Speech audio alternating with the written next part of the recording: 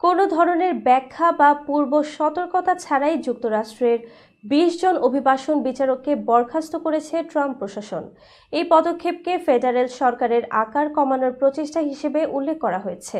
শুক্রবার অ্যাসোসিয়েটেড প্রেসের বরাত দিয়ে মার্কিন সংবাদ মাধ্যমগুলো জানিয়েছে, বরখাস্ত হওয়া বিচারকদের মধ্যে ১৩ জন এখনও শপথ নেননি। এছাড়া ৫ জন সহকারী প্রধান অভিবাসন বিচারককেও সরিয়ে দেওয়া হয়েছে। আন্তর্জাতিক federation of professional and technical ইঞ্জিনিয়ার্সের সভাপতি ম্যাথিউ বিগস বলেন, গত সপ্তাহে আরও ২ বিচারককে একইভাবে বরখাস্ত করা হয়েছিল। তিনি মন্তব্য করেন, ট্রাম্প একদিকে অভিবাসীদের বহিষ্কারের প্রচার চালাচ্ছেন, অন্যদিকে অভিবাসন মামলা পরিচালনাকারী বিচারকদেরকেই বরখাস্ত করছেন, যা বিভ্রান্তিকর।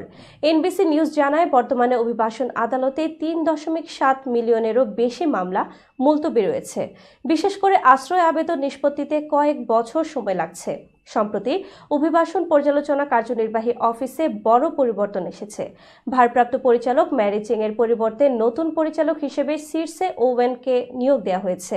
সাবেক বিচারক ওয়েন নতুন নীতি প্রণয়ন করেছেন। নবনিযুক্ত বিচারক ক্যারি ডোয়েল জানান, তিনি ও বাইডেন নিযুক্ত বিচারকদের ইমেইলে বরখাস্তের খবর জানানো হয়, অথচ বিচার বিভাগ কংগ্রেসের কাছে অতিরিক্ত বাজেট চেয়ে আরও বিচারক নিয়োগের অনুরোধ করেছিল।